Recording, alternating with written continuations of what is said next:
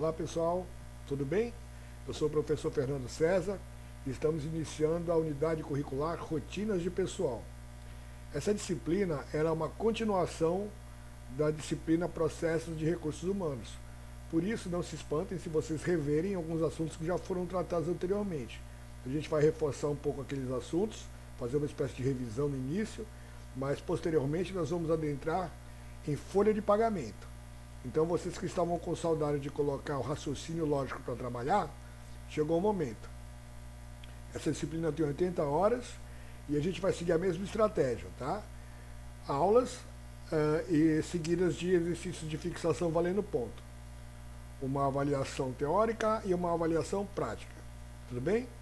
Podemos começar? Vamos lá então. Então, essa disciplina, ela trata de uma orientação técnica. Ela contém rotinas de especial relevância na área de pessoal, tanto no que diz respeito às obrigações principais, acessórias, previdenciárias e trabalhistas, como na aplicação dos procedimentos das convenções coletivas de trabalho. Para começar, vamos rever algumas funções do departamento pessoal. Tá? Nós já sabemos que para desenvolver suas atividades, as empresas precisam de pessoas. E essas pessoas, elas constituem um recurso muito importante para a empresa, que precisa atingir seus objetivos. A empresa vai ser tão eficiente quanto forem seus funcionários.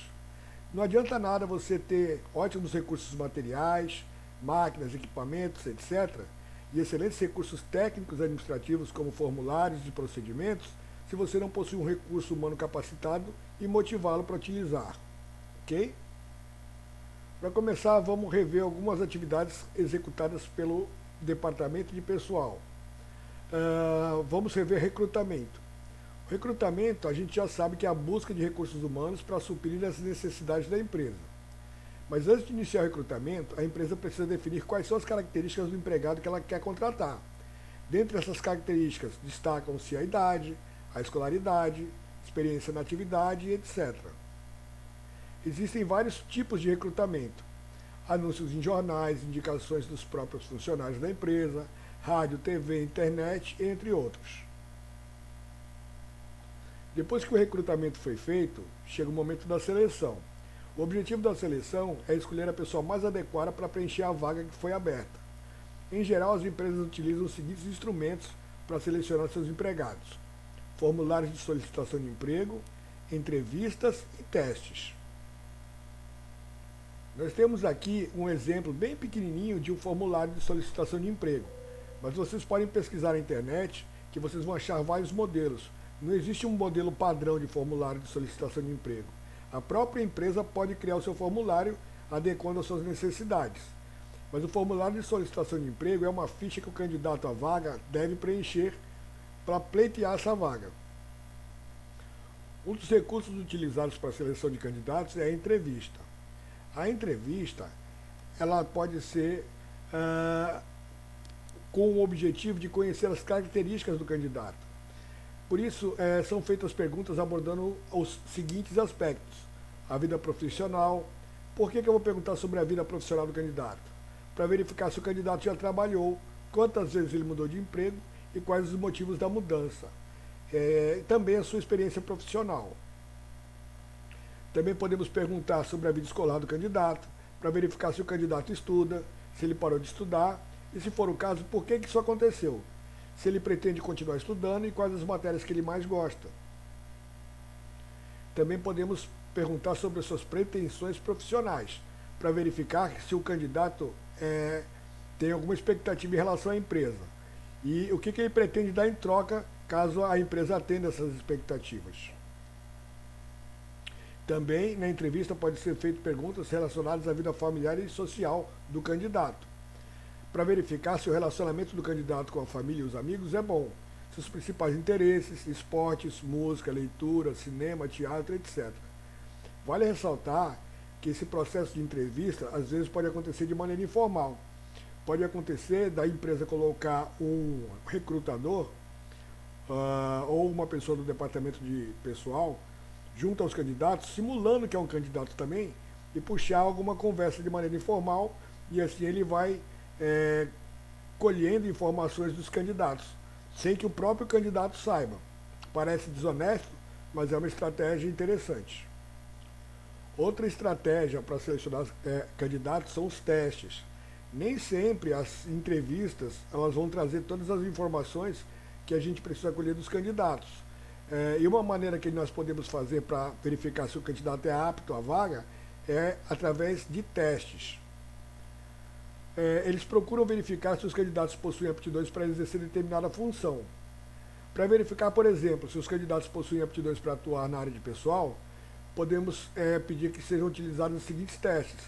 Redação de um texto, para verificar se o candidato redige de forma compreensível e correta.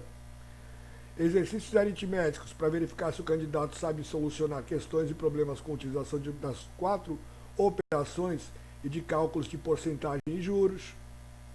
Questões de conhecimentos gerais, para verificar o grau de conhecimento geral do candidato. E também conhecimentos básicos de informática e utilização de equipamento. E também são utilizados os testes psicológicos. Esse tipo de teste ele exige a participação de um psicólogo no processo de seleção. Os testes psicológicos são optativos, de acordo com os interesses da empresa em relação ao selecionado. Depois que o candidato passou pelo processo de recrutamento e foi selecionado, ele vai para a admissão. E quando ele foi admitido, ele vai para a fase de treinamento. Nós já falamos a respeito disso também anteriormente. O treinamento acontece quando o candidato ou o funcionário é recém-chegado na empresa, né?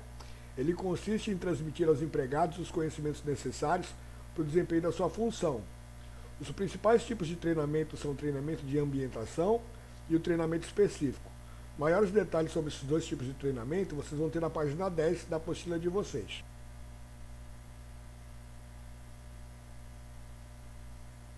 Depois nós vamos discutir lá quais são os direitos e deveres dos colaboradores em relação a esse tipo de contrato ou em qualquer outro tipo de contrato convencional.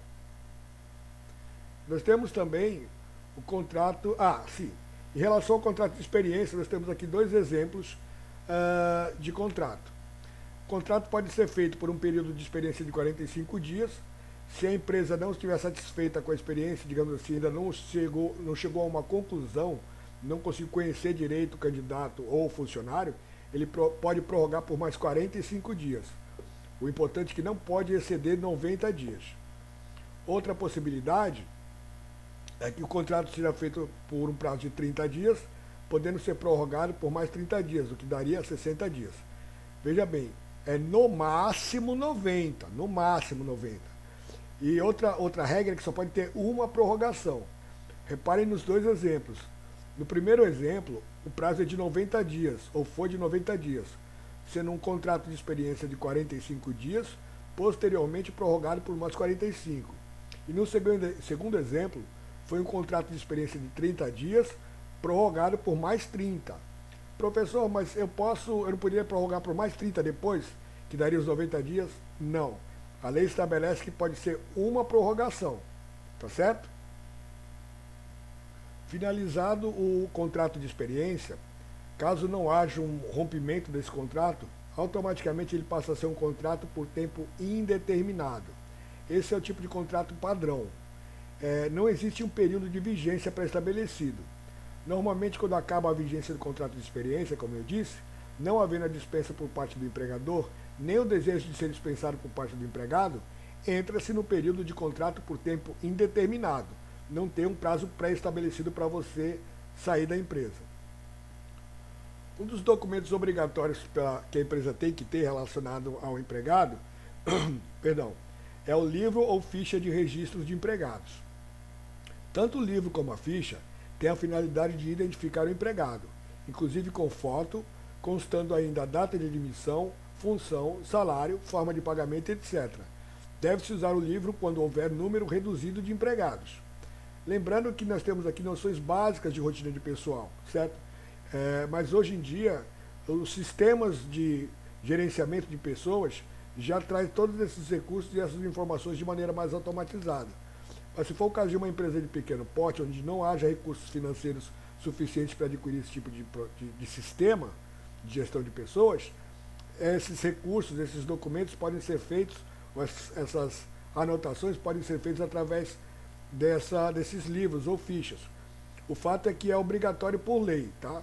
Uma vez que você admite uma pessoa, você tem que ter essa documentação para efeito de fiscalização do Ministério do Trabalho e Emprego. Tudo bem? Outro documento obrigatório, é o livro de inspeção do trabalho. As empresas sujeitas à inspeção do trabalho são obrigadas a possuir um livro denominado Inspeção do Trabalho, a fim de que nele seja registrada pelo agente de inspeção sua visita ao estabelecimento, declarando a data e a hora do início e término da visita, assim como o resultado da inspeção. Nesse livro serão registradas ainda, se for o caso, todas as irregularidades verificadas e as exigências feitas com os respectivos prazos para atendimento.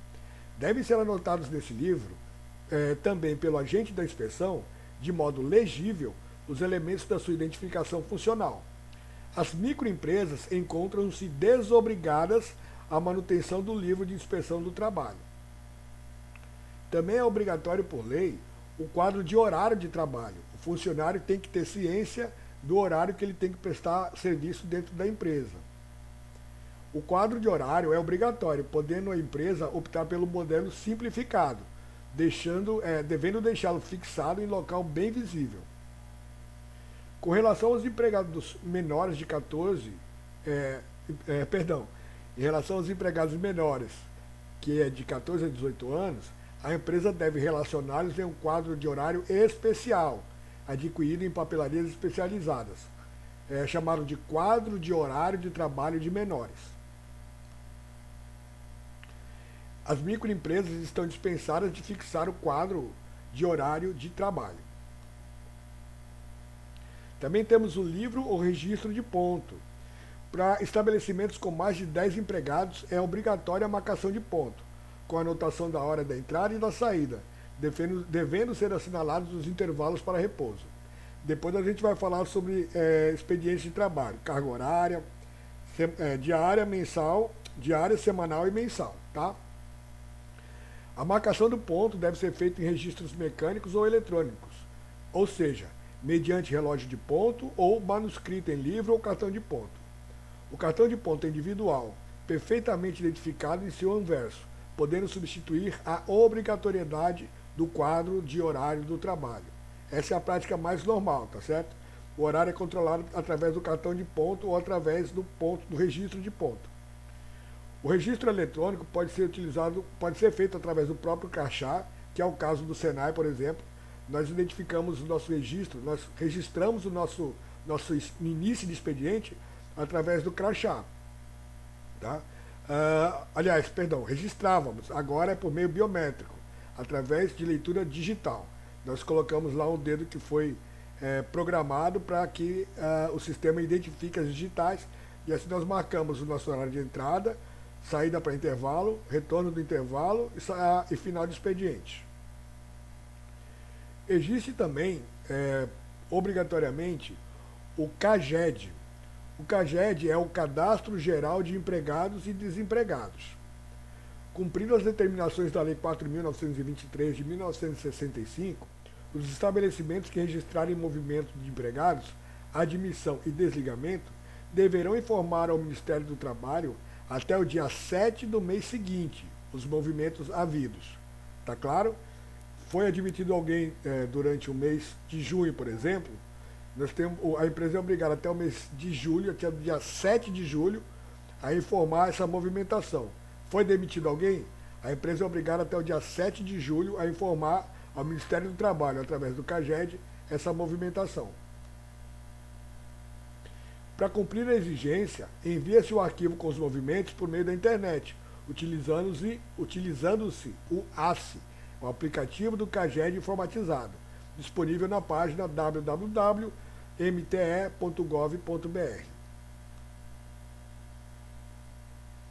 Outro assunto que também já foi abordado anteriormente é a CIPA. A CIPA também ela é gerenciada pelo Departamento de Pessoal, tá? Vocês lembram que CIPA significa Comissão Interna de Prevenção de Acidentes, certo?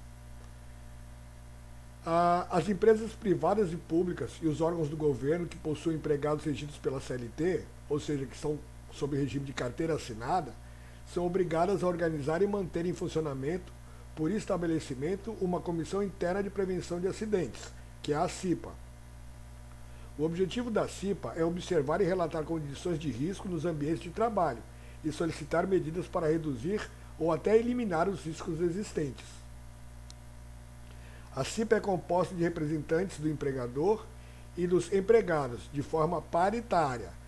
Lembra o que é isso? Ou seja, se nós temos dois representantes dos empregados eleitos, nós temos que ter dois representantes dos empregadores também, que são os indicados.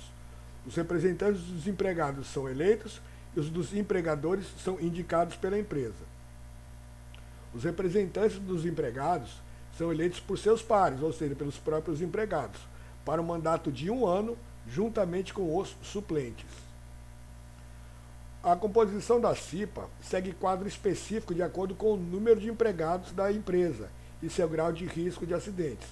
Lembrando que a CIPA ela é regida pela NR5. Maiores informações, consultem essa norma regulamentar.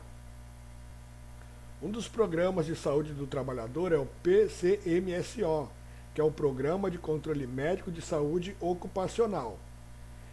De acordo com a NR7, que é a norma regulamentadora número 7 do Ministério do Trabalho, as empresas deverão manter o PCMSO, que deverá ser elaborado e coordenado por um médico do trabalho. Durante o seu desenvolvimento, o PCMSO tem por objetivo a prevenção e preservação da saúde do conjunto dos trabalhadores da empresa. Visando atingir seus objetivos, todos os empregados deverão realizar obrigatoriamente os seguintes exames médicos: o exame admissional, o revisional, o demissional, de retorno ao trabalho e de mudança de função. E, finalmente, o PPP, que é o Perfil Profissional Previdenciário. O PPP, para todas as empresas, independente do número de empregados, é obrigatório. E ele contemplará, inclusive, informações pertinentes à concessão de aposentadoria especial e aos formulários antigos. O PPP tem por objetivo primordial fornecer informações para o trabalhador quanto às condições ambientais de trabalho, principalmente no requerimento de aposentadoria especial. Maiores informações sobre o PPP vocês terão na página 14 da apostila de vocês. Certo? E é isso. Então, gente, agora vocês irão fazer a atividade de fixação, tá? Valendo um pontinho lá, para relembrar. A atividade é baseada nessa aula, e todas as informações para que vocês respondam a atividade estão da página 8 até a página 14. Tudo bem? Obrigado, gente. Bons estudos e vamos iniciar essa jornada. Lembrando que é a última unidade curricular do módulo 1. Depois vamos para o módulo final, que é o módulo 2. Bons estudos e até logo mais.